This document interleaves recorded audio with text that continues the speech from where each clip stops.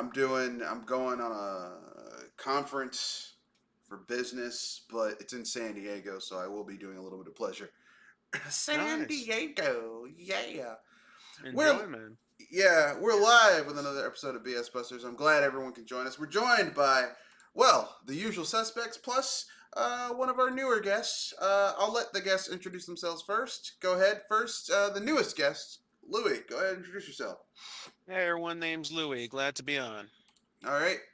And of course, we're joined by Kenoshi. Kenoshi, introduce yourself. It's Kenoshi Abominita. Same here. Glad to be on. All right. Glad to have you. So we've got quite a few topics, five, but I think they're pretty good. So we'll be covering what is the best open world and open world game we've ever played. This doesn't necessarily mean the best open world game, but the best setting in an open world, the open world itself. Sunsoft is coming back to both making and publishing games. Therefore, what old school developer slash publisher do you want to come back to making games? What is the best handheld in your opinion and why? Who or what is the best non Nintendo mascot or franchise character? Because if we include Nintendo, it would just be overwhelmed with the Nintendo IPs. Um, Mhm. and I would also include Pokemon with that because I'm fucking tired of Pikachu. um, so non Nintendo mascot or non Nintendo affiliated. What bad game do you think could be good with a re release and a ton of polishing? And we'll close it out with our asshole of the week. But before we go any further, let's get started with the first one. What is the best open world in an open world game you've ever played? The set. Who wants to go first? Best open world and open world game I've ever played. Yep. Um. Oh man, I would say in concept, I'm not a huge fan of the gameplay, but I like what they were going for. I completely understood what they were going for, and that's The Witcher 3. It felt Hmm. felt very They tried to. huddle. No, go ahead. Sorry. Oh, they it the world just feels alive, Lived in. especially when you go lived in. Like you go into the villages and people are doing stuff. They react to different times of the day. Um, it's a very well thought out open world. Yeah. Uh, It feels alive. yeah, yeah, Well, oh, if you're done, I'll go ahead. All yeah. right. You can go ahead. Myself, this one's kind of a deeper cut. Um, anyone here ever play Vampire Bloodlines Masquerade like way back then, I like in the two? have. I replay that game about once every 18 months. I do another So, playthrough. so myself back then, I played when it was just before all these fantastic mods when it came went ahead and fixed it up. The one I played was a bit rough. I'd like to replay it again though, because back then, the goth stuff that was the thing back then. Vampires, heavy metal. The dirty LA. I really loved that back then because that was probably my first immersive sim ever. Well, what would I call it an immersive sim though? It's more of a tabletop though. Really, but I say back then I was more fascinated by setting because I guess the open world of it wasn't anything beyond what your typical Rockstar would offer. Mm-hmm. But uh, but yeah, no, a contemporary vampire drama with a huge white zombie filter on top. I thought that was like the greatest thing for me back then. I'd say yeah, that's probably my answer then, because right now I don't really have a good relationship with the open world genre, so I can't really think of one I played recently that knocked that out of the park for me. Like even Xenoblade, well, I do like that game, and I think the open worlds are fantastic. I wouldn't say, I still wouldn't quite say, oh my goodness, this is the one. Uh, But yeah, I that's it can for see me. that. I can see that. Um, Actually, you took one of mine. I have three. First, I am gonna say Vampire the Masquerade Awesome. because almost every single section of that game, it's not really open world. It's like more of a small sandbox, but Like you go to Chinatown, it feels like Chinatown. You start in that area, it feels like a little stretch of the city where you're there doing stuff. Um, Right. and people, I mean, and there's not a lot of people, but people are doing things like, prostitutes walking down soliciting people. A poor homeless dude's like, yeah, I can spare some change, buddy.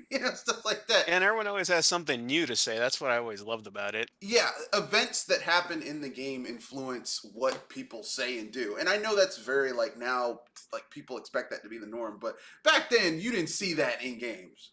Oh Like yeah. if you went back to like if you played a JRPG and you went back to a town where you had just taken on some major stuff, you might get one or two blurbs from some guards or higher level NPCs who would say something. But normal people, Yeah. hey, you want to stay at the end? Same thing over and over again. Right. My number two, I agree with you. Xenoblade Chronicles Worlds. Now, I have Xenoblade Chronicles 3. I have played about 30 minutes of it. Ooh, I'm Uh, at 90 hours. yeah, I've played about 30 minutes of it. But there is a Xenoblade Chronicles game that I thought the open world in the city was really well done. hmm X. Yeah. Oh yeah, definitely. X's city Yeah. felt like a city. It felt Yeah. like there were stores, there were malls, there were houses, people were doing stuff, there was a schedule.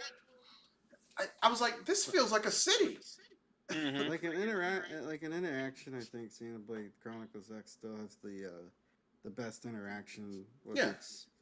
with its how you interact with the world. But like Xenoblade Chronicles 3, at least to me, I haven't played a JRPG that has you know this much depth compared to its, for the example, its side quests.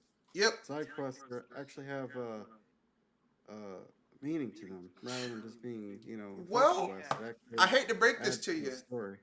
They stole that from X. Because the main story of X was very blasé. It was very basic. Yeah. But Yeah, I Yeah. can confirm for 3 they went in a more dynamic storytelling approach. yeah, in order to flesh out the story of X, you had to do the side quests. Because then you're like, oh, there's more shit going on here than what the main quest tells you. But you Right. had to have done those quests in order to figure out the other side stuff that's going on. And most people didn't want to do it. They just wanted to Uh, blaze through the main stuff and just call it a day. So, but I'm glad they refined their storytelling. But I mean, to be honest, they've been doing this for years. Because if you played Bait and Katos, the main story was fine. We got to save the world by fighting, preventing X, Y, or Z from happening. But if you really wanted to get in depth about what was going on in the world, you had to do the side quests. You had to find those other immersive tales that were being told, and it actually worked out yeah, really well. I can tell they had a bunch of smaller scenario writers to write up a side quest. It was a very I hate to use it, it's the first one that comes to mind, a very Bethesda-ish thing where I can tell that while the objective and of the quest was probably something simple, they did their damnedest to at least put a little bit of a small story thread to it.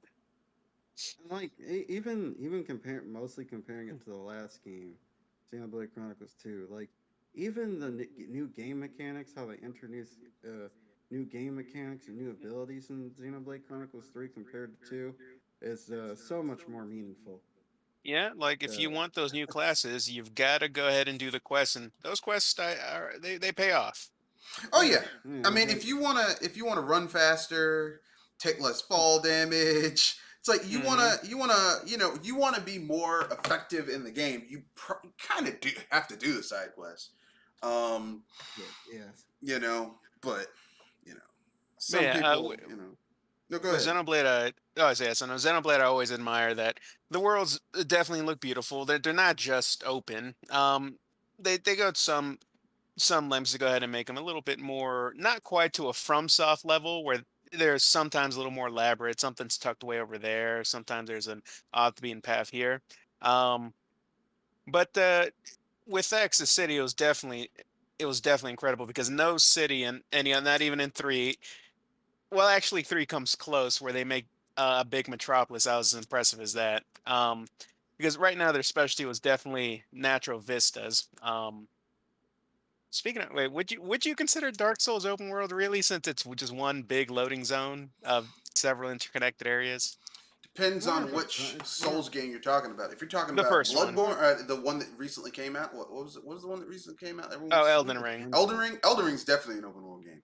Yeah, I was that's thinking, open world. okay, because the first Dark Souls, like a lot of the areas are connected with each other, but then, Zone to zone to zone. yeah. All right, just wondering opinions, but yeah, no, Xenoblade is definitely a standout. Not my favorite, but definitely a standout. Yeah. Yeah. Yeah. And my last is open world game where I'm like, this feels like a living, breathing world. And even though it's kind of a I know it's going to be kind of. I know people are going to get mad at me when they hear this because it's kind of old. It's kind of janky. Fallout New Vegas. Okay. Now, not New Vegas itself, but the towns, like the areas around New Vegas, like all of those little settlements feel like they were made logically. There's Almost, bathrooms. I'd almost expect the GTA 3, but no, that works too. No. GTA 3 is like Rockstar's first attempt at like a 3D open. It's like them trying really hard to do a 3D open world sandbox. If I had to give it to a Grand Theft Auto game, I would say San Andreas, just because of the sheer amount and the little AI. Because like even if you aren't there, because I've done the thing on San Andreas on PC where you can put in a code where you just fly around. You can do a code, fly around, like leave your character, fly the camera someplace else, and the little AI people are doing things. People are getting their cars stolen. Someone will pull out a gun and shoot somebody. The police will come and get their ass. It's like, wow, there's a lot of stuff going on here, and you're not even there to witness it, but it's a world. I like that. That's right. Of course, GTA came out like in 2001. It was really impressive for its, I guess, size is really what its scope was impressive at the time because whenever you do observe any behaviors, it's, people walk around the corner and sometimes it'll just turn back to walk around again. Yeah, I mean, like I said, GTA is a series of simplistic AI subroutines, but put together in such a way that it feels like it fools you into thinking they're actually doing stuff. There's stuff going on, and here's the thing: the simplistic subroutines work so well that random stuff can happen, and it won't happen twice. Like I said, someone will get their car stolen in a GTA San Andreas. The police will come and chase someone. Someone did a crime. The police will chase someone down and shoot their ass and kill them. And it's like I wasn't involved with that. I don't know what happened, but it happened. And I like that concept, but that's still it's not high enough to be because it is a simplistic AI subroutine, and nothing you do in GTA San Andreas really affects the world, except for like scripted things like, hey, we Right. we crashed our car through the sprunk sign on one of the streets. So it looks like some lady has some stuff exploding in her mouth. It's like, that's kind of juvenile. But that's the only, Oh that doesn't man. really change the world. That's just a affectation. Whereas in New Vegas, events that you do change vast swaths of how that game works. Mm. And like you feel like you have agency. And that's where I kind of like, for me, I like open worlds that feel like you have agency. Like I like that in Xenoblade Chronicles X, like there's side quests where you can do that change how that city looks, what is built. Like it changes, like the world changes. Like, hey, if you help them build the water reclamation facility, it opens up a new side quest chain. But it also means the people in the city can shower. It's like, it's like little stuff like that. Like I like open worlds that have agency. Like I don't like open worlds where everything you do is just to preserve, like the game comes along and preserves the status quo. One of the reasons why I found Breath of the Wild's open world to be kind of underwhelming is because it's like, man, I cleared out this fortress full of monsters. Too bad they'll respawn in 3 days. It's like, wouldn't it have been cool if you could have cleared out this fortress full of monsters and then called for reinforcements from the local town to send soldiers to that fortress and they take it over? which in turn makes that area safer. But, they were busy getting that physics engine to work and porting it over to the Switch. They didn't have time to do that extra programming to actually make the world dynamic. Anyway, anyone have any other open world games where they're like, yeah, this is amazing. I love it. It's the shit.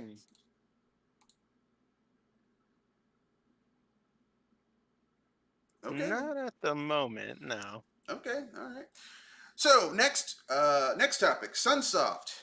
Now, for those of you who don't know, Sunsoft legendarily made some of the best NES games ever, like Blaster Master and the Batman game that people love on the NES, like one of the few good licensed games that came out in that era. They also made Batman 2: Revenge of the Joker, but that first one is just that game is still really playable today. It's difficult enough that you feel accomplishment when you beat it, but it's not so hard that it feels unfair. Like you die in that Sunsoft Batman game, it's because you weren't skilled enough. It's not because the game was cheap. They also made some shit apparently, but I remember Sunsoft as making good games. I remember the huge run of Looney Tune games they made. That was Konami. Okay, never mind. Because I remember some of these. I'm looking at their works right now. But go on. Yeah, that was Konami. But Sunsoft did make a lot of good stuff, and a lot of their games were always very ambitious.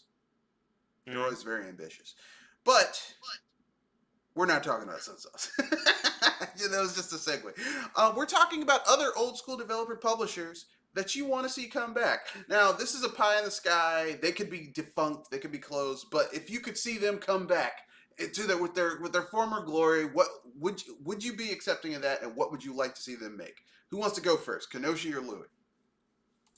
I'll let you go first. This is the thinker. All right. Yeah. An old studio to come back. Mm-hmm. I'll let you go. I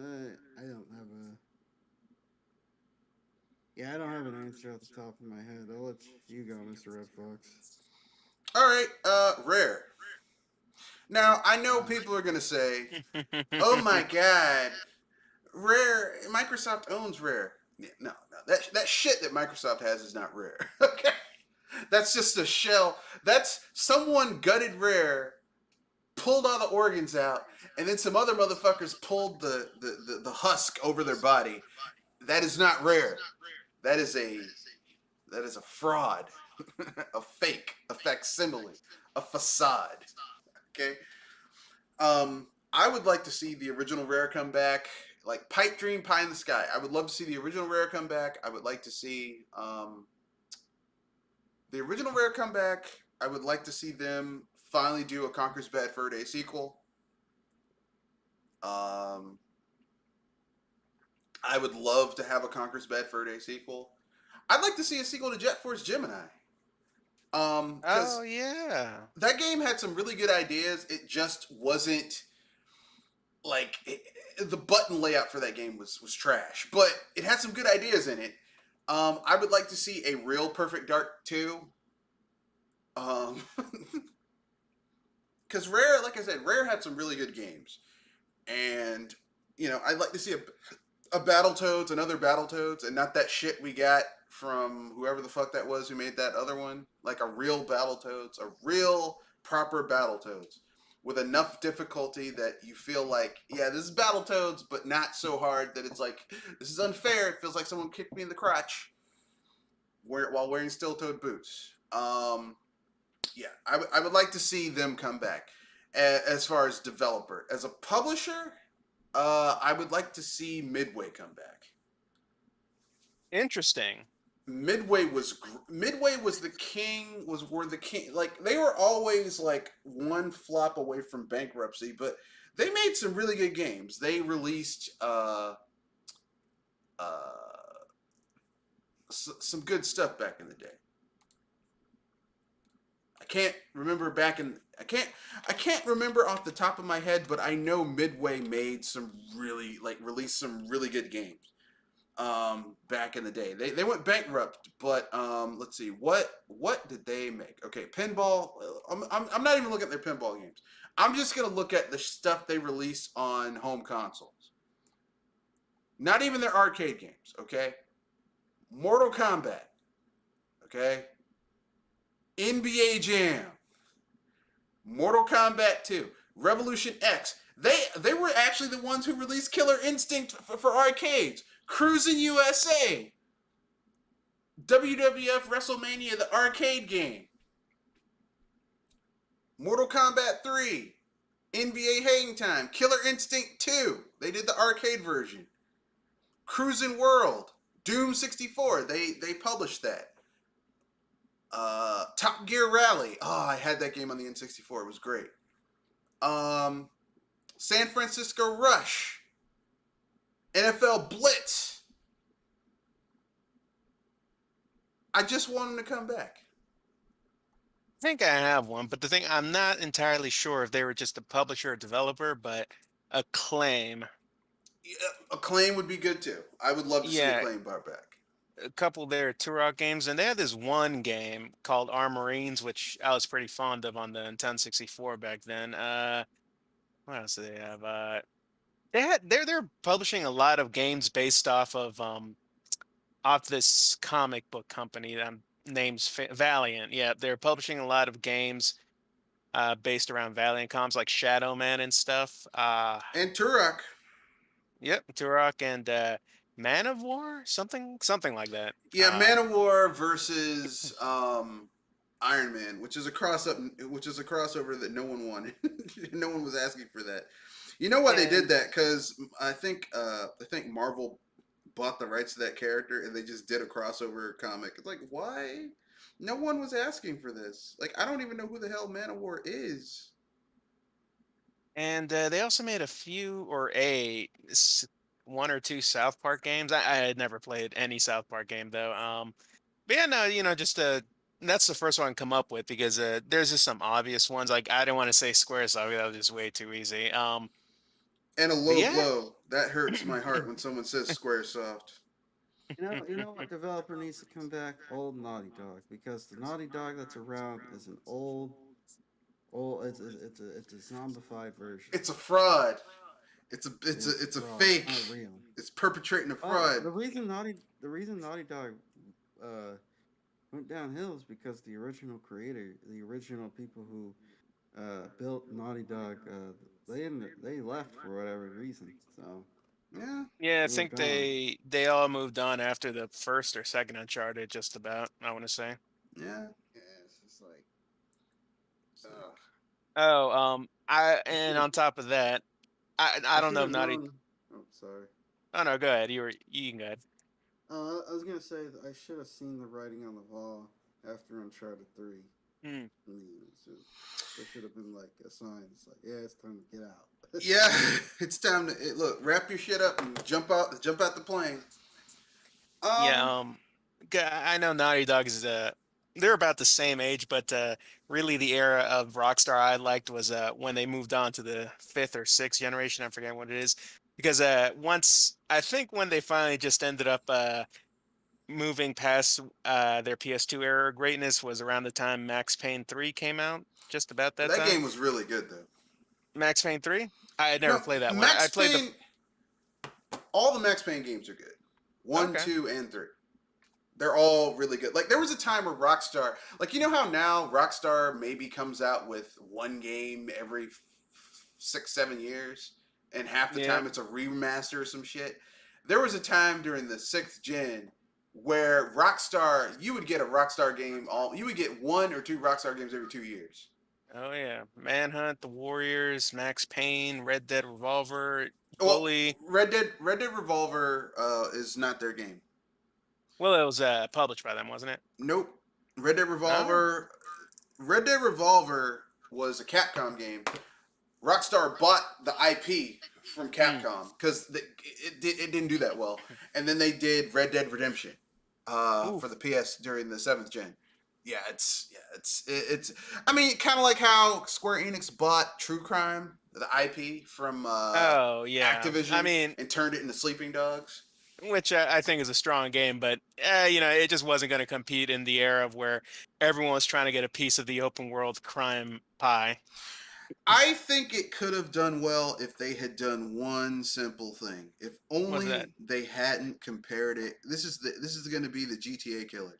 Stop calling some shit the GTA killer, or like anytime you compare your game to being the killer of something that's huge, like when Sony called their PlayStation Move their the Wii killer, or when Sony called Dark Cloud the Legend of Zelda killer. I'm like, nah. Or Killzone, it's the Halo killer. For real, bro.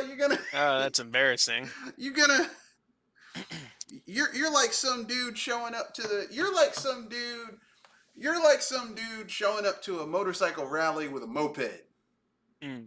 Okay, you just because you have something with an engine that drives on two wheels, don't make it a motorcycle. Okay. Oh, I know you said retro games because the thing is, I'm only in my 20s, so retro to me is sixth generation. But did you guys ever play Monolith production games like stuff like Fear, Contract Jack, crap, Condemned? I've heard of Condemned. Uh, I've heard of I Condemned. play I play a little bit of Fear. Played a little bit of Condemned. I haven't really played enough to actually have a They, full they, opinion on the games. oh, But they I've were heard they're pretty decent. they're pretty well known for sort of aesthetically and creative first person action games. Like they had one game called No One Lives Forever, which was a really good 1960s spy first Spy person shooter parody type game. game. Yeah. Yep. And the thing was, after Fear, after Fear, they just sort of ended up getting contracted for. I hate to put it like this, but just generic blockbuster sludge because they ended up making stuff like the Shadows of Mordor, Shadows of War game, that Gotham City Imposters game, which I can't speak on. But that game made a lot of money though. Those Shadows of Oh, War game really? made a lot of money. Yeah. I mean, the only thing that made that game bad was that Warner Brothers was like, we need to monetize it, and they basically were forced to put in that monetization pack that essentially was named after a guy who died. Like it was really exploitative. I'm like, I see. y'all don't seem to know how to read a room. It Uh, also came out during a time where I was just sort of fed up with seeing a lot of these Ubisoft looking games, and I'm sure Shadows of Mordor had a lot to set it apart. oh yeah, but But it did look like some Ubisoft shit. I'm not gonna yeah, lie.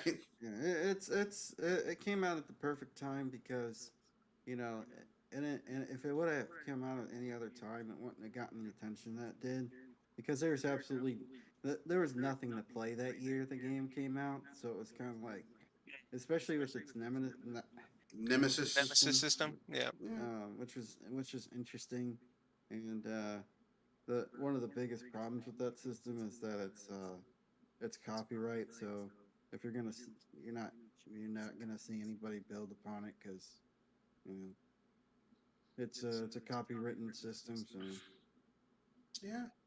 No, what exactly is it? If anyone could break it down for me, because I oh, remember hearing a lot of talk about it, but I could Basically, never get around. it's coding that makes it so that like if an enemy kills you, uh, kills your character, because the conceit of the character is that you're this guy who essentially is like something horrific happened and you survived somehow, and you were offered the chance of vengeance by this other being. So when you're struck down, you don't die, you come back.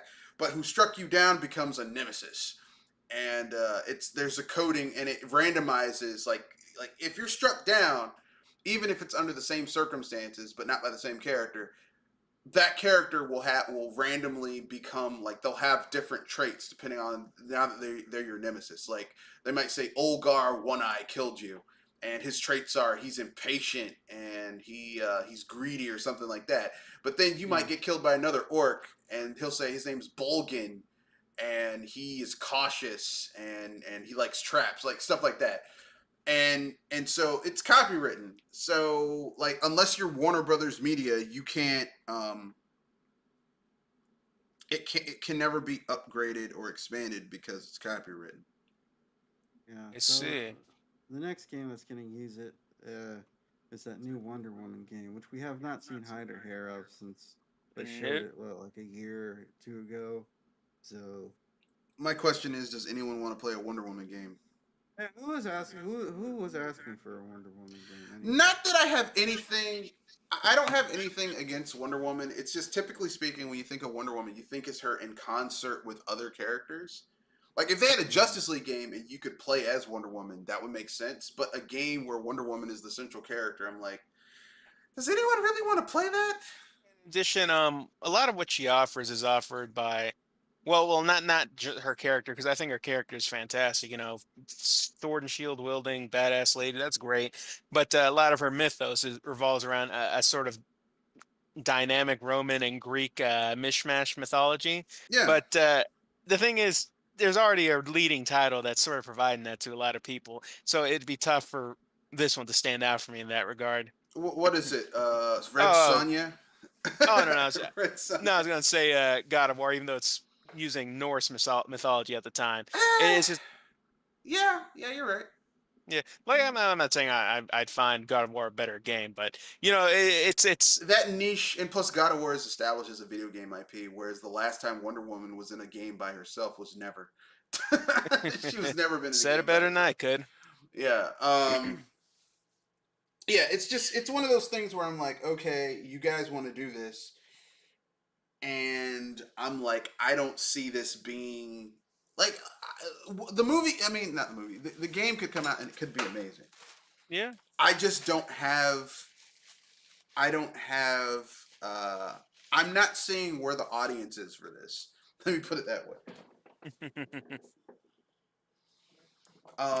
Now here's the thing: if the game comes out and the combat is amazing, and they have like it's some of the best feeling combat ever, it might be able to pull it off. But I strongly doubt it.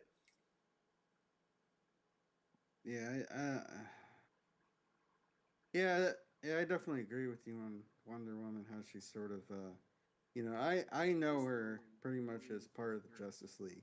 Like I didn't collect comic books growing up, so or anything like that. So my information on Wonder Woman is like, but she's one of the characters that's part of the Justice League. So Yeah, that's she's one of the founding members of the Justice League. Like, yeah, you'd have to be a huge comic book fan in order to know the deeper history behind Wonder Woman. Like, she was created by a guy who was really heavily into S&M, which is why her weakness, canonically in the books, is if you tie her up, she loses all power. But she's a feminist icon. Yeah, it's just one of those things where I'm like, who the fuck was asking for this? It's like if someone made a video game that starred, let's see, who's a female character? Okay, they made a video. Well, actually, you could make a video game that starred Black Widow because then it would be like Perfect Dark. yeah, pretty much. But let's see, who's a character who's like, okay, if they made a video game starring Sif from the DC from Marvel Comics, Right. Sif, who's a side character in Thor. It's like, Hmm. why? Like, I don't. Someone's a real big Sith fan. Yeah, someone really likes Sif. And Wonder Woman has more cachet than Sif, but I'm just like, I don't.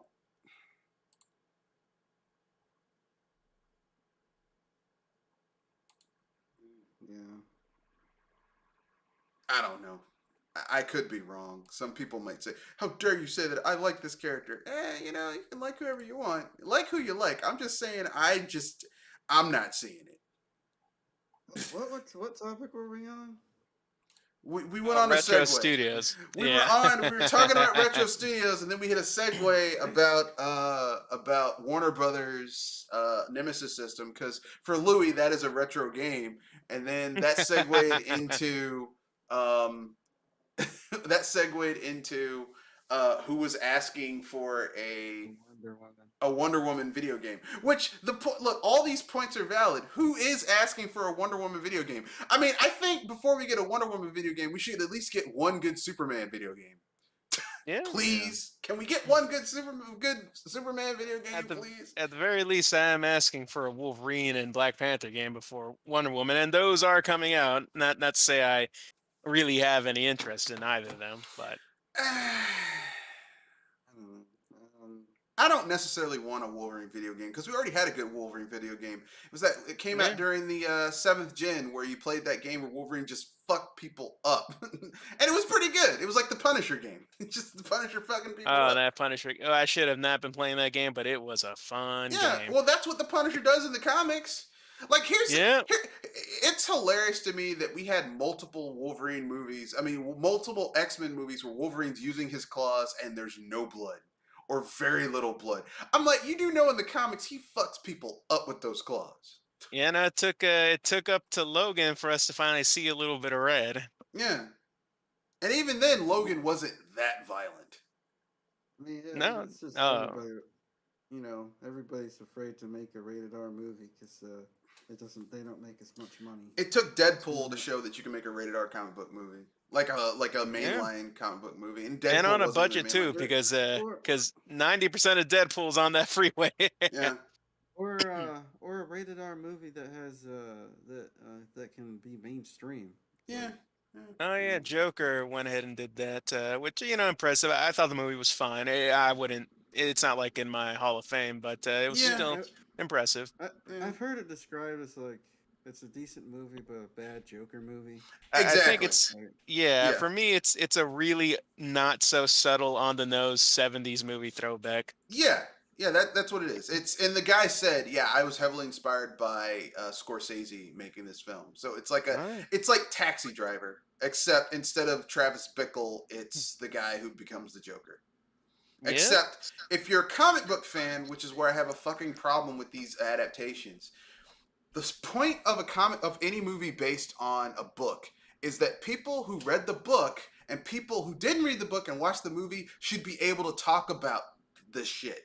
If you have never read a Joker comic and all you saw is that fucking movie and you go to someone who's a huge comic book fan and knows about the Joker and you talk to them, you're not going to have a good dialogue because that movie fucks up a lot of the lore.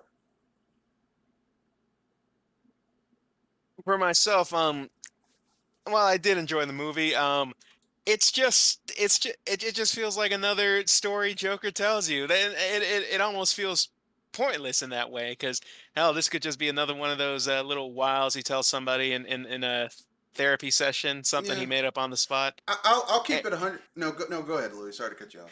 No, that's and it's getting a sequel, which I think is a huge mistake in my opinion. I don't really think that's a movie that really needs to be made into a series franchise or it needs a sequel. I agree. Some like The Matrix should have just ended with the first movie. Exactly. We didn't need a sequel, and we damn sure didn't need that third movie, and we definitely as hell sure didn't need that fourth one. Oh god. this just gets worse after the first movie. Yeah, with each like the first movie is great. I'm not saying it's perfect, it's great. The second movie, it's good. Unnecessary, but good. That third movie can go eat a bag of So dicks. self-indulgent, that third one. And that fourth movie, not only can that fourth movie eat a bag of dicks, it can take one of them, stick that apparatus into some hot chili oil and shove it up its. Really, the only Man, extra, it was that bad. Oh, Yes, it was that bad. The Matrix The only- 4 was terrible. the only additional Matrix media I recommend is the Animatrix. Yeah, the Animatrix or maybe the comics, like the Matrix comics are pretty good. There was this video game I hear good things about, but I'd never played it. It wasn't good either. Okay. The Matrix, the Animatrix and the comics are good because the Animatrix basically is like stuff that's contemporaneous with what's going on in the first movie and stuff that tells how things got to that point to where humans and machines were fighting each other. In addition, you just kind of just also enjoy it as a big showcase of different creative minds and what they come up with. The animation is great in the Animatrix. But here's the thing: if you like the Oracle in the first movie, the Animatrix makes you hate that bitch. You're like, this bitch is evil. Oh yeah. Right, so we're going on with. But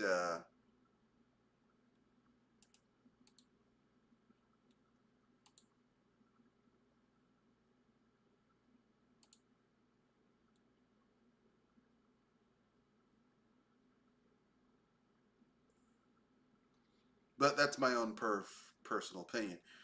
Uh, where was I? Oh yes.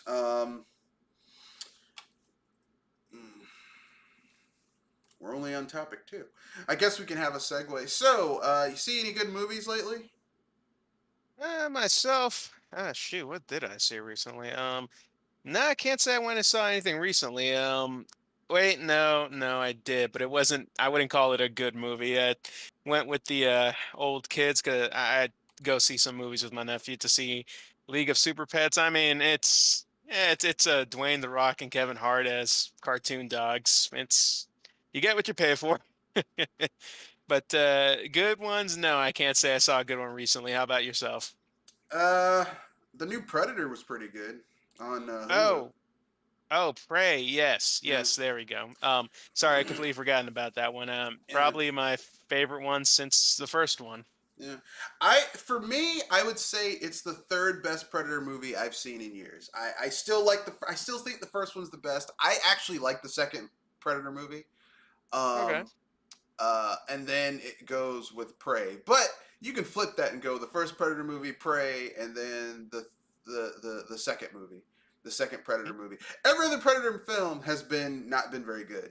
Even Yeah, you know, no, go no, I ahead. hear you. No, I was gonna say, yeah, Predator always had this one thing where it kind of just tonally turns on a dime every single time because the Predators movie, that ensemble cast, that one felt more like an action thriller, which, well, I mean, more actiony thriller Hmm. that was typical of not of Michael Bay stuff, but like of old 2010s, really big spectacle blockbuster stuff. What movie And was then this again? Sorry. Predators, the one where they get warped to the planet. Oh, yeah. Predators is actually pretty good. No, I enjoyed it. Predators.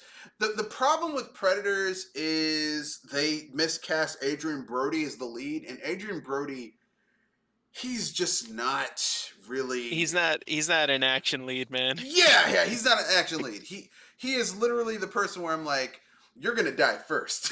It's Yeah. gonna be Adrian Brody, and the fact that he makes it, I'm like, it's like they're like he's a badass. I'm like, really, Adrian Brody? And then of course you Uh, had the one that came out maybe I think 4 years ago, just called the the Predator. Predator. Oh, you mean the one where the Predators came to Earth to steal all our autism? Yeah, like, it almost didn't really. This felt like a goof episode. It Yeah. just. I mean, all the Predators have a sort of had their own tone about them, but this one was the most alien to me. I'm gonna keep it real. I think Yeah. that movie is one of the most offensive Predator films I've ever seen. No, Even more I so than get that. Alien versus Predator Requiem, which is terrible. But at least Aliens versus Predator Requiem, it was rated R, but it was a shitty like CGI R. There's an honesty about it since it's really just these two bros fascinated with 80s sci-fi that Yeah, got their action figures together in the yeah, dumbest role-playing session they could and make.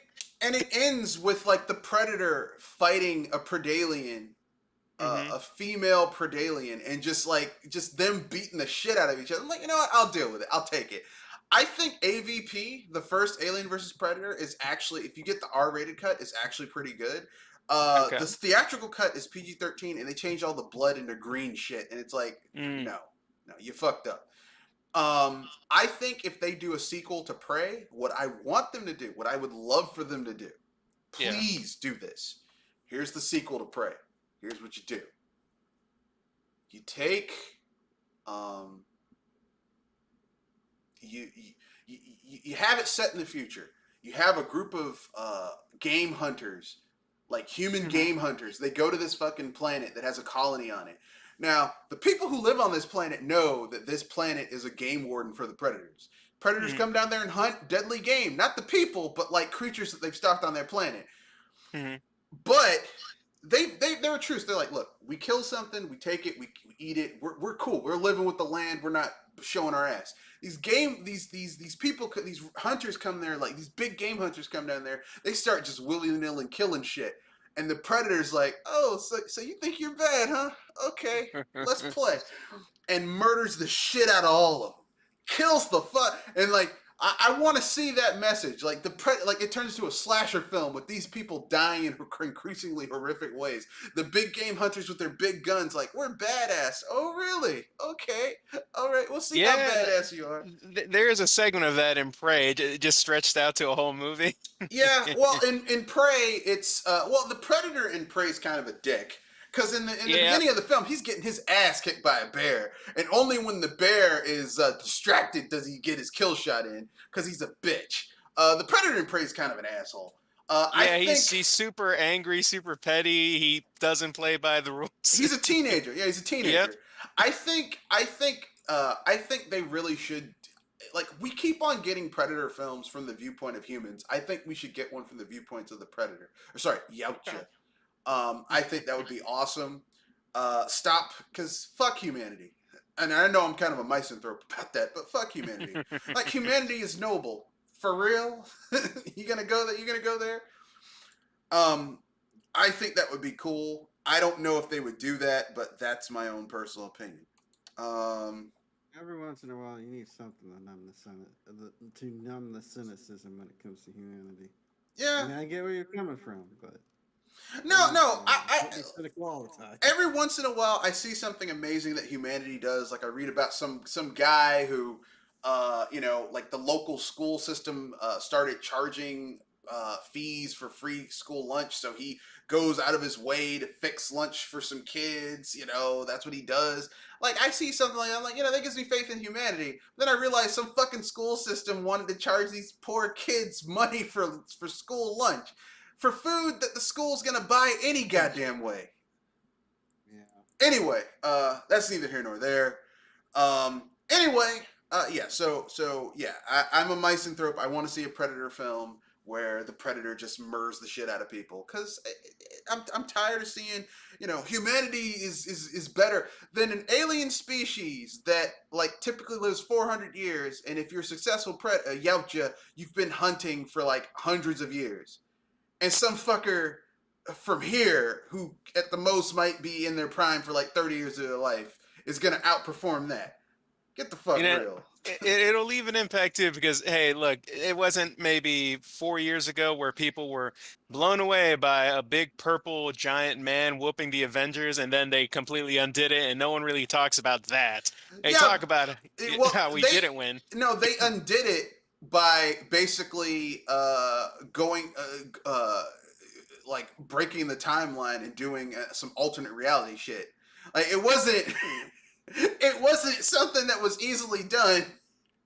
Although, to be fair, there are issues with Endgame that I don't like. For example, I don't like that they jumped to Banner becoming Professor Hulk in the 5-year interim. It would have made more sense to Banner to go into crippling depression and become Grey Hulk. Like, just becoming a cynical bastard. But that's neither here nor there. That's too much, because Grey Hulk is a bastard. Like, he is a real son of a bitch. I hope they bring him out in She-Hulk. Because he's an asshole. He's an asshole to his cousin. he's like, oh no, oh, I got it. Oh no, not Betty. I don't care about that bitch. He's like, I got shit to do. He's like, look at me. I'm ripped. I can get other women. Look. Yep, and he's dressed in a nice pinstripe too. Yeah, that's when he's wearing Joe Fix-It. Look, I got all types of women. I don't need Betty. Shit, look at this. Women can't say no to this. I'm the Hulk. All of me gets big. All of me. Wink. But anyway, let's move on to the next topic. What is the best handheld in your opinion, and why? I'm gonna say the Switch, in my opinion. Oh, so you're gonna go with the Switch? Okay. I am. Yeah. All right. And why? Well, it might not be completely fair, because while the Switch's original catalog of games aren't as plentiful as, say, something like the DS or Game Boy Advance or the Game Boy Family, Mm-hmm. it's really its convenience of allowing me to try older games that I couldn't, because back then, if you wanted to try, like, say, I don't know, the Game Boy Advance port of this game, you would have gotten yourself a completely different vision than something the main team had made for the GameCube release or something like that. Um, in addition, it helped me really play a lot of last gen titles I just didn't get a chance to play, like Vesperia, Resident Evil Zero. Well, I wouldn't call that last gen, but I didn't play that one for a while. What's another good one? Devil May Cry 4. I like it's not quite PC grade where you can find a whole plethora, a whole library of stuff you'd missed, but I just really like plopping on my couch or on my table and just playing something I'd never played from previous gens. It's a nice little nook of a nice little look of nook of options right there. Um, but All yeah, right, that's mine. that's a fair assessment. Kenoshi, favorite Um, and why? I would say the Game Boy Advance. I just have a lot of fond memories pertaining to that Cool. handheld. It did have a lot of games. You know, it was the handheld I interacted with, you know, the most.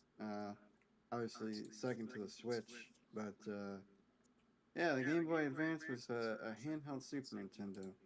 Yeah, its audio chip was worse, but it was nice to see some of those games, play some of those games on handheld.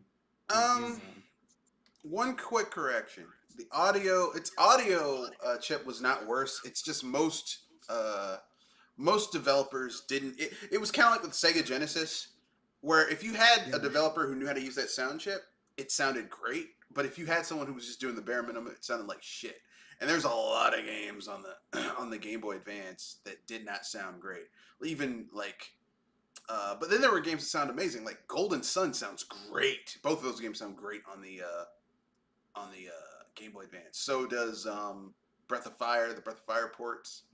Mm. Um, just comparing. I'm just mainly comparing it to the Sony chip from the Super Nintendo. That's mainly Yeah, what it is. yeah, it's not like I said. Some of them aren't great, but some of them, like Link to the Past, sounds very close to what it sounded like on the SNES. The only downside for me for that port for the Game Boy Advance is that they added fucking Link's yell from Ocarina of Time. Yeah, I don't know why they did that. That just seems Yeah, unnecessary. and they did the same Just thing with the seems. Mario games. Like in the 2D Mario game ports, like they added Mario's Yahoo as a sound in the game. I'm like, I don't want to hear that Yeah, shit. I like the original sound. I was. I mean, come to think about it, yeah, that's it.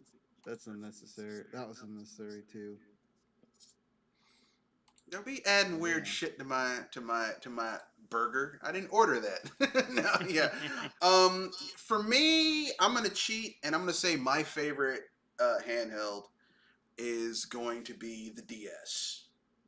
Good pick. Why? Because the OG DS. Because the OG DS was backwards compatible with all the Game Boy library and plus the DS library, which the DS library I still to this day everyone loves the 3DS and the Switch, but between the DS, if you factor in the huge library that you have with the Game Boy, Game Boy Color, Game Boy Advance, and then the huge library you have with the DS, that that covers everything you need. The only downside, the perfect DS would be a DS that had access to all those Game Boy games, like for the GBA, Game Boy Mm. Color, or OG Game Boy, and access to the digital virtual console, plus the DS games Nice. themselves. That'd be the perfect handheld. Because, like I said, the Game Boy had ambitious games that you just don't see anymore. Like people would port a sports game on the Game Boy and it would actually be good. People would port a 2D fighter and some of them were actually functional. Like the Killer Instinct port on the Game Boy is actually pretty fairly decent. Um, and then you get to the further generations like the Game Boy Advance with super like the 16-bit games getting ported over to the Game Boy. Like I said, it's just one of those things where I'm like, okay, that is my favorite. Just the sheer the library you have available to you is worth it. Even now, you can get a Game Boy Advance. I mean, a Game Boy, a DS. You can get a used DS, and if you have an EverDrive and a Game Boy EverDrive and a DS EverDrive, you can basically play everything you want. Yeah. And I love that shit. I love having all my shit on one device, and I don't have to fight in order to play other stuff. I love that. You know, the only downside is that some DS games, Nintendo's like, you have to use the stylus, and I'm like, I don't want to use the stylus. Oh yeah. Some gimmicky puzzles like close your DS to screens can touch, and then you solve this really obtuse puzzle. Oh my goodness. Well, not so much that, but like they do a port of like Diddy Kong Racing Hmm. on the DS, and it used the stylus, and I'm like, why does a racing game use a fucking stylus? Or they did what was that other game, Star Fox Command on the DS, and it used the stylus for you to command your wingmen to like do certain stuff, and it was like, I just want to fly around and blow shit up. Don't do this. But yeah, that's my best handheld. And I know some people say, what about the PSP and the Vita? The PSP is great as a hack station where you can hack it to run a lot of other shit. But that kind of goes against the spirit of what the console is, what the handheld is. As far as the Vita goes, the Vita is a wonderful idea, but Sony never supported it, so I can't. If you don't give a fuck about your handheld, why the fuck should I? Sure. I'm sorry. It's it's like I don't. If you don't care about your commercial product, then why should I? Anyway, I guess we can. Anyone have anything else they want to add about this topic before we move on to the next one? Yes, no, maybe No. so. No. All right. Okay. Next topic. Who or what is the best non-Nintendo mascot or franchise character? So we're taking all of Nintendo's stuff and Nintendo affiliated stuff and throwing that out the door. Huh. Should I go first and then you guys, that'll get your creative Yeah, if juices you don't flowing? mind. Okay, I've got two. The first Alright. one, Earthworm Jim. Okay. Earthworm Jim is a really interesting character, and I think that, like, franchise wise, you could bring Earthworm Jim back and it would be amazing because Earthworm Jim is so interesting. The other character that I think is a great mascot or franchise character, and I'm surprised they only appeared in one game, is I forgot the cat. Shit, I forgot the guy's name. It's a Sega game. I almost said Starry, but it's Sega's Star mascot.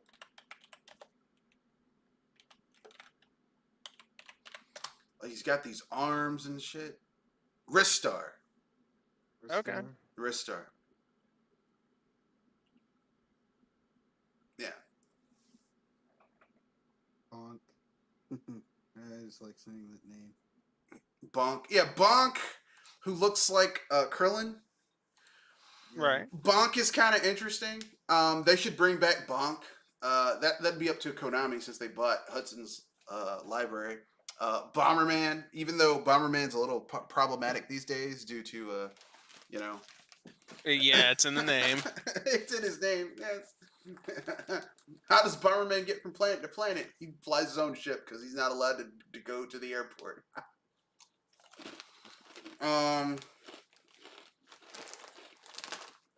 Yeah, I know some people say Pac-Man, but here's the thing. Pac-Man is really uninteresting. I guess Slime from Dragon Quest. That's one thing I'm thinking. Yeah, those are But interesting mascot characters. yeah, but like like it's really merch. But it's just really more of a common enemy. But it's such a simplistic and amazing design how it pulls you in. Yeah. Um, Jack Frost, but I don't know Jack Frost is really From as well known. Atlas. Well, he Yeah, supposedly is the mascot for the Persona series, but you'd have to be really into the Persona series to know that he's the right, mascot for the right. series. Um, shoot. Could we say that Cloud Strife is the franchise face of Final Fantasy? Oh, but at this Yeah, point, yeah. yeah. At this point, yeah. They I have mean, crammed that motherfucker down our throats for years now. let's see. Can I say Banjo Kazooie? Mm, yeah, they're franchise characters. Yeah. See, Sonic. Those first two Sonic games were pretty good. 3 was okay. I just think the levels were a little too long. And 3 Knuckles. Oh, Rayman. That How was could I forget him? Forgot Rayman. Yeah. Yeah. Yes. I'm gonna give it to Rayman, quite honestly. No, wait. Yep, Rayman. That's gonna be it for me. Yeah, Rayman is just. It's like what is Rayman supposed to be? He's so interesting because it's like just such a No, alien character. yeah, he's kind of like a much more popular, weird, kind of funny dude, like Abe from Abe's Odyssey. Yeah, Yeah. but yeah, you know what? Rayman and Abe are characters who you don't know what they are, so you want to know more about that world. Even though you might not like the game. Like I try to get into Rayman games and I get through I play like the first 4 or 5 levels of the new Rayman games and I'm like, I just don't feel like playing more of this. And the Oddworld games, the world is more interesting than the actual game. Like Lorne That's true. Miller should just make a book about the Oddworld world because the history that's in that world is really good. No, it's true. Because that's one criticism I have is that I I think his game development prowess really peaked with the first two games and New and Tasty, but New and Tasty it didn't really didn't need to build up on much from those original two, No. and then the rest of his games are really for the arts. Like he's a he's a sort of a more juvenile Yoko Taro where he loves telling his stories for the arts and the worlds and the and that whole anti-capitalist message of his. But Mm-hmm. when it comes to actual technical showcasing, I always thought they were kind of rough, or Yeah, especially Munch's Odyssey. That game is not good. it is not. And personally, and this is just my own personal opinion, I would like, and I don't think if Lorne Miller would ever do this, Lorne Lanning, I forget the guy's. Lorne Landing. Laura Lanning. I don't know if he'd ever do this. I would like to see him get a decent budget and do a Oddworld open world game. Yeah, Like a I massive so that you could really explore the world because the world, like I said, like Stranger's Wrath, the world of Stranger's Wrath is really interesting. Oh yeah, Yeah, definitely. it's just the gameplay kind of. Yeah, the controls are rough. The controls are rough. I mean, they came out with an HD version, and still the controls are still. Yeah, the Yeah. controls hurt that game. Yeah, Those controls. and you can Yeah. remap them as much as you want. It's like this game controls like shit. But I want it like the premise is good. The gameplay, the actual gameplay loop is good. It's just these controls, and the world Yeah, is interesting. It's like a crazy Last of the Mohicans, but with a bunch of Muppets. It's Basically, good. yeah. Yeah. And these small creatures that look like penises. Yeah. They should remake that game from the ground up With a better control more scheme? modern. Yeah, with more modern controls. Yeah, because he remade the second game he made, and while I hear a lot of people praise, visually it looks fantastic. The controls Still has that. Yeah. Yeah, the controls are Yeah. just awful, and that's why I'm kind of thinking. I was like, yeah, it looks like you really peaked during the PS1, man. Could be. Could be. Even though the first two Oddworld games are just throwbacks to like Prince of Persia and Flashback and those type of 2D more methodical platformers because that's all they are. Like you're solving puzzles in order to reach a goal and like rescuing people to take them to an exit. Anyway, but all those are really interesting characters. Of course, they don't have the prestige or the popularity of Nintendo characters because Nintendo has leveraged the shit out of their IPs, their mascot franchise characters. Mm-hmm. I Like, really, yeah. I mean, Mario was pretty much a happy accident for him. yeah, yeah, yeah, you're right. I mean, but like I said, they've leveraged it. Like every single major Nintendo character, even people who've never played their games know the characters. I'm kind of surprised we didn't say Mega Man, but I guess it just goes to show just how Mega Man stands with Capcom these days, where Well, the best they're getting is collections. I mean, I could have said Mega Man, but I was like, I mean, is Mega Man even their mascot anymore? Isn't it more Ryu from Street Fighter? I at and this Leon stage, from Resident Evil? yeah, and at this stage, I would say that giant lady from Resident Evil 8 is her Yeah, mascot at this rate. Lady Yep. D, who can get that Dino. Lady D, I, it's like she killed me, but lady, it's worth it. to be juvenile, I called her Lady Dunk one time. Yeah, she's got that badonkadonk and the Yeah, honk and the bazoons too. good She's got God. it all. It's like God damn. If you are a man like myself who like tall, curvy women, you saw Lady D and you were like, shit. Yeah, she was like I hats off to Capcom. I haven't played Resident Evil in years, but that's a feat right there. Yeah, she got some big feet too. But anyway, yeah. So anyway, yeah. I think we've exhausted that topic. We can keep it moving. Mhm. We've got one topic left, and then we do our asshole of the week, and then we wrap it up. So, what bad game do you think could be good with a re-release and a ton of polishing? We kind of touched on this earlier with Stranger's Wrath. Mm. Um, I would say Remember Me. That had some interesting ideas. Oh, you mean Okay. that game that Capcom released that they want people to forget they Yeah, ever me and made? everybody. Yeah, they want people to forget, but yeah, that game was jank. That game was jank as hell. But it had some interesting ideas. It had the whole memory, the story idea from remixing, like the main character's able to remix memories or manipulate memories. You were able to customize. You were able to customize your move set to a degree. Used a kind of a rough version of the Batman move set, but you could customize your move set.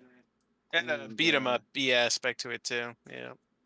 yeah. The game was interesting. It's just a shame it came out the way it did, and I remember it coming out, and I just remember it being like it landed with all of the weight of a feather. Yeah. yeah. It's It like, kind of landed. It was. ah. It came out like a wet fart. Yeah, yeah. It was like, no. Yeah, I got that game on deep sale. So Myself, the Legacy of Kain games in particular, because going back to them, I don't. They're not really smooth experiences in my opinion. Like the one that came out on PS1, it just plays like a really molasses-like classic Zelda. Oh yeah, And yeah. I'm not saying the Zelda games are really fast, but The first one, yeah, the first one plays out just like that. It plays out. You're like, this is shitty Legend of Zelda, except yeah, in a dark. Well, I mean, if you go to the dark world in Link to the Past, it's kind of dark. But in a dark, shitty world, it's shitty Legend of Zelda right. in a dark, shitty world. Yeah, and then the thing is, I think it has fantastic dialogue, characters, lore, world, the whole Megillah. But good God, even that came out afterwards, Soul Reaver. I Yeah. think Soul Reaver is a huge step up from Lexia Kane, definitely. But going back to it, it just still doesn't hit quite as hard. Some mechanics just are just cumbersome, like needing to go ahead and kill every enemy with an execution, which is just so lame. Um, and then the last one that came out was very much a Devil May Cry, just that character action game. I, I seriously do think those games have a lot to offer, but it just needs a stronger technical hand. So someone with a really good grasp on action gameplay uh, to pair with the really, really amazing world that was established from it. Well, I have good news for you. Oh yeah. Since Square Enix sold IDOS, Mm-hmm. and all their IPs to Oh Embracer yeah, that Group, is they right. might bring that IP back. Oh, I look forward to it, man, because Yeah. The world is I'm really glad. interesting, but the execution, I'm like, I don't. The thing is, I don't like Kane. He's supposed to be the hero of. Oh, Kane is like, oh, he's like an ugly Griffiths. Ugh. Yeah, like they're like, well, he's the hero of the game. I'm like in the first game you're playing as Kane, and then it moves on from there, and it's like this guy's kind of a terrible character. I don't like the character. No, like, dude literally ripped off the guy's wings. Like, well, if I can't fly, you sure are. I'm like, ah, you son of a Yeah, bitch. it was. Well, the whole thing is that it's part of the prophecy because the real Soul Reaver, Azrael, basically is supposed to be like he gets transformed into the true Soul Reaver. So Mm, it's like it's a convoluted ass story. I'm like, I know you guys did this for dramatic effect, mm. and there's actually a deeper storyline, or maybe they just want to do that just to make you hate that character. I don't know, but I was like, I can't. There's the, yeah, and Soul Weaver for the PlayStation is one of the few games where the voice acting is still tolerable to this day. Oh yeah, Yeah, no, oh Yeah, yeah. if, yeah, the great if, casting you, is. if you play any game, if you play any game from the '90s with voice acting, oh man, is it rough? That's Uh, right. I mean, Um, Myst has pretty good voice acting. Command and Conquer had cheesy voice acting, but they had good actors, so they sold it. Like Tim Curry. I'm going to the only place that you capitalists haven't ruined with capitalism. Space. It's like I Tim did Curry enjoy the sells it. Twisted Metal games, but those have sparse voice acting, so. Yeah, yeah. Um, but yeah, on Kane, I think the closest they've gotten to it is the Darksiders games, where it's not quite as eloquent as Kane. Oh I no. think the gameplay is stronger, but not significantly so for me to put Darksiders on any top 10 action games. Yeah, but Darksiders actually has professional actors doing the voice. Like in Darksiders 2, the guy who does voice played the villain in The Crow. Plus, he was in Oh other stuff. yeah, He always played a bad guy though. So I'm like, right. then you had a bad guy to do the voice of the main character. I see what you guys did there. Um, you know. But then, oh, sorry, good. No, go ahead. No, I was gonna say, but then that franchise seems to be kind of on ice at the moment because the last release they had was maybe 4 years ago, I think. Well, allegedly, apparently, now this is just what I heard. There is an alpha build of the next Darksiders game, and here's the rumor: the next Darksiders game is going to have 4 playable characters. You'll be able to play Oh, as Death War. It takes place after the events of Darksider 1. So, we've all played Darksiders 1 here, haven't we? I have. Amazing ending scene. Yeah, the ending where the seals are broken, and she's like, I killed the horse. Once all the seals are broken, the horsemen, no matter what condition they're in, are rejuvenated to start the end of times. But here's the problem: the end of times have happened, so now they have to rebuild everything because they've rescued the souls of humanity. So they've got to rebuild everything, but they've got heaven and hell, plus this outside chaotic faction coming after them. So everyone's against the 4 horsemen, the 4 Nephilim, the last of their species. Plus they got to kill their mother, Lilith. Um, but anyway, there's a lot of stuff going on. You get to play as 4 different characters. There's also going to be a co-op component because, 4 different playable characters. They Nice. they all have their own distinct gameplay style, so that's supposed to be something interesting.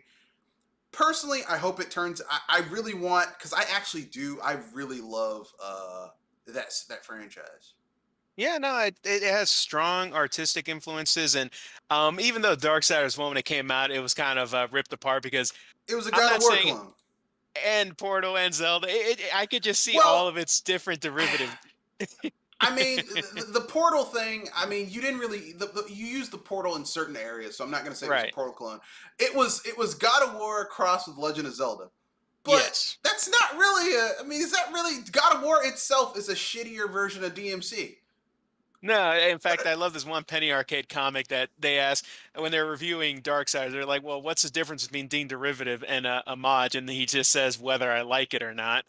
Yeah, basically, yeah. Yeah. Yep. So for me, I prefer like if you put a gun in my hand and said which would you rather play, God of War or Darksiders? I would rather Oh, play Darksiders Darksiders.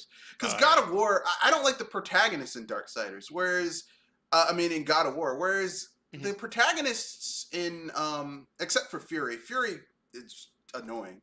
The protagonists in that game was just not very well made. Oh, well, yeah, on launch, Darksiders Darksiders. 3, Yeah, on launch it was very poor. I had a bunch of crashes, some really bad frame rates at times, and the enemies were just too aggressive for what the character you're controlling was.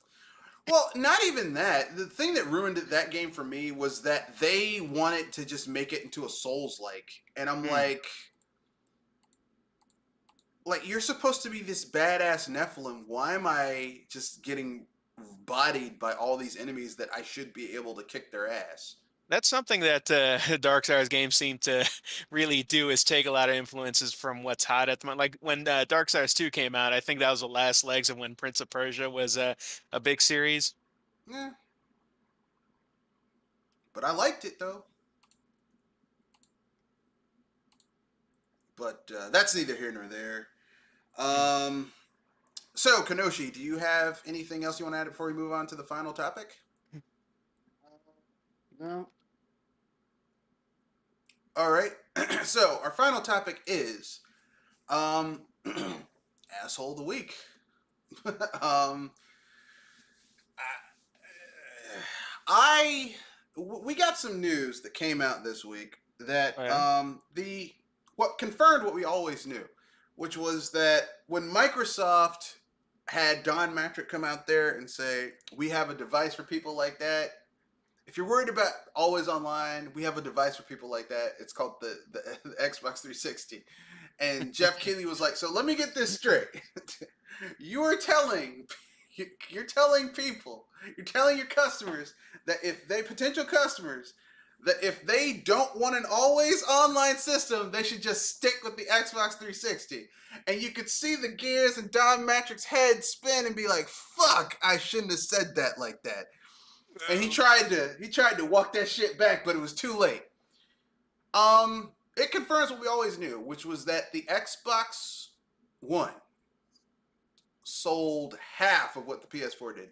PS4 sold around 110, 115 million units. Xbox One sold about 58.3. Ooh. They got smoked. And how? Um, so the only thing I can say is the asshole of the week is people who are like, "Oh no, it doesn't matter." It's the people who said that numbers don't matter. Numbers fucking matter. And when a company stops reporting the sales numbers of their gaming devices, be worried. No, I've pretty much predicted that from Sony because whenever Sony doesn't report the numbers for any of their games, I can just pretty much assume they didn't live up to expectations. Yeah, it bombed. Um, anyway, that's my opinion. That's my asshole of the week is just it's not a particular person. It's the people who are saying, "Oh, numbers don't matter. You don't have to talk about that." It's like, yeah, numbers do matter.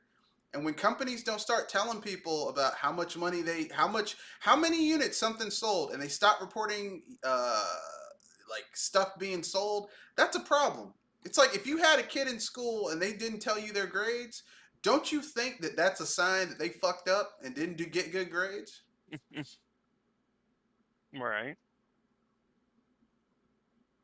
Myself, there's a story that came out maybe I think 2 days ago, Mm-hmm. where this company contracted by Nintendo for playtesters or Mm. debuggers, something like that. Mm. They were accused of some really bad, uncomfortable sexual workplace environment, something like that. Yeah, I read about that, and I was going to mention that, but I hadn't read the complete article. I just saw the headline, so I didn't, you know. So what one thing that because it's also towards a group of people since I don't have a named individual for that particular incident. Mm-hmm. So the thing is, oh man. So for one, people who really come to the defense of big corporations and just can't like here's the thing you criticizing poor workplace management or poor handling situation doesn't I don't know where it jumps into your mind. So, well, I can't judge them since I play their games.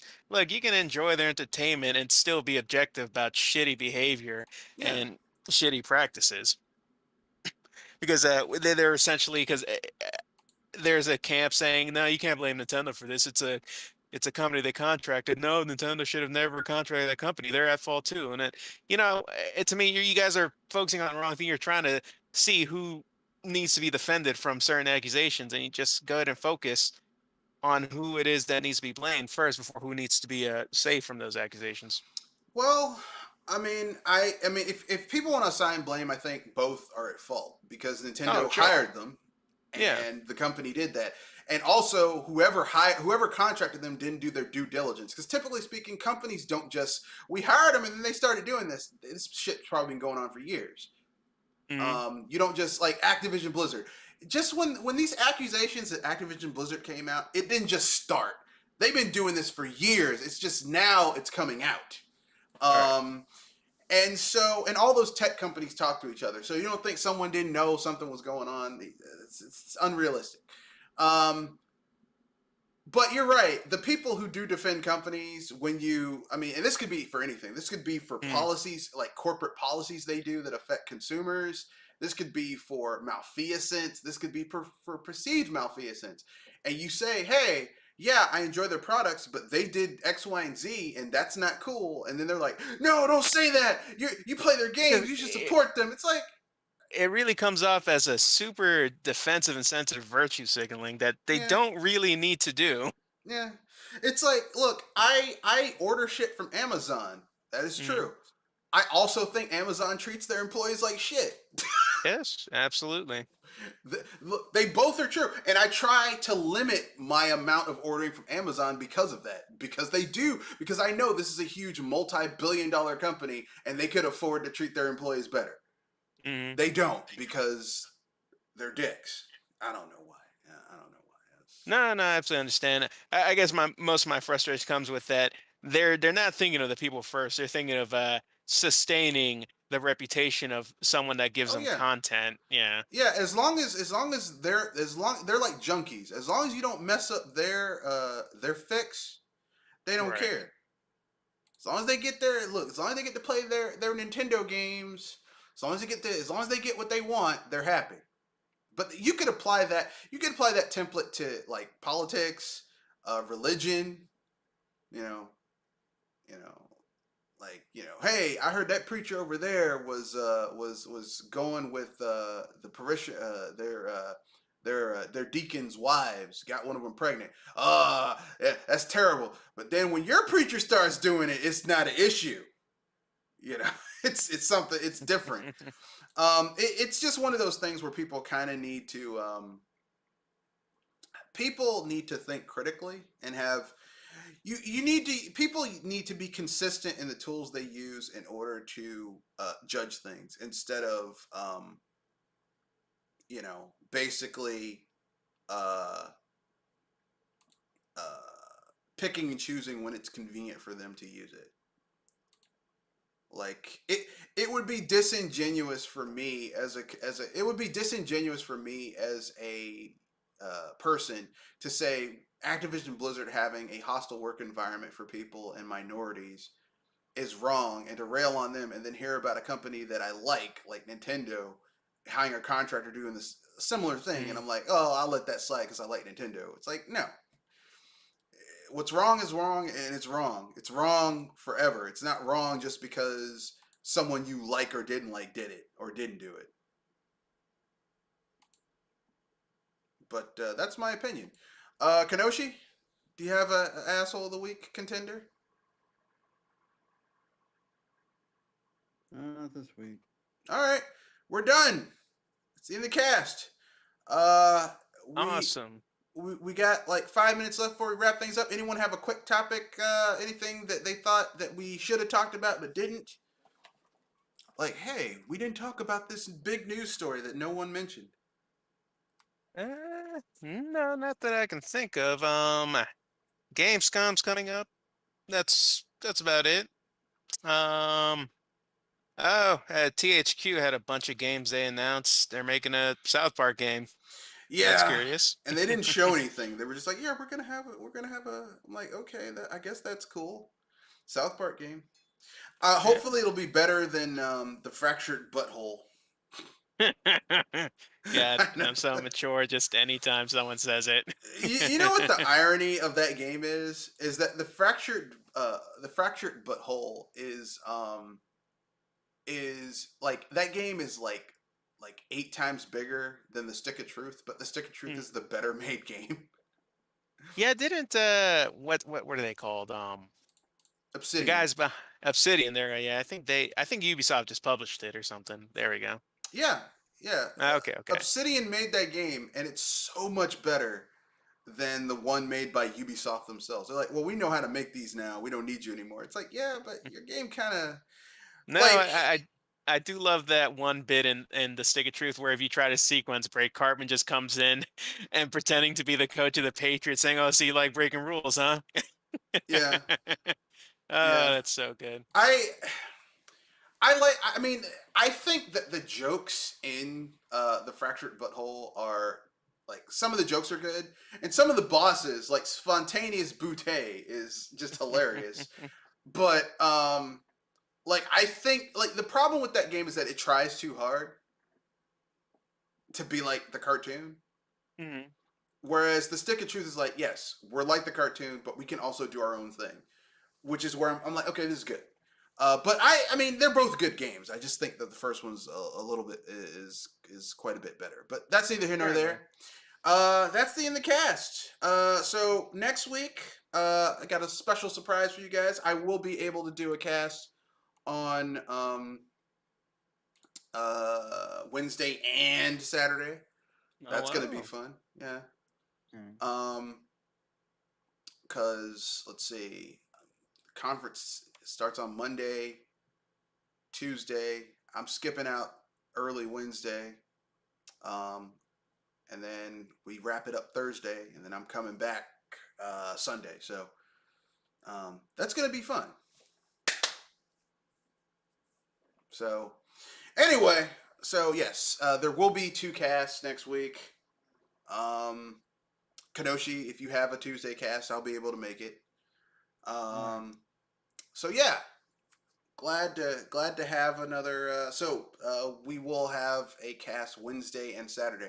Now next week. Now will that be going on forward? I don't know what my schedule is going to look like after next week because things are fluid right now. Things are moving around, but we'll see what happens. Anyway, that's the end of the cast. Rate, comment, share, subscribe, and live your life. You guys have anything you want to pimp out before we wrap things up? No, just same as you said. Live your life, people. All right, Kanoshi. Uh, yeah, having Project Console. I think we'll be talking about Gamescom. I think that starts this week. I'm not sure. 25th. So sometime next week. Yep. I guess we'll give our Uh, speculations about Gamescom and what we want to see. Yeah. But they're not showing. Bethesda's not showing their shit. So for you Bethesda fans, you Starfield fans, you ain't seeing shit. I got nothing for you. Okay, that's in the cast. Right. Peace.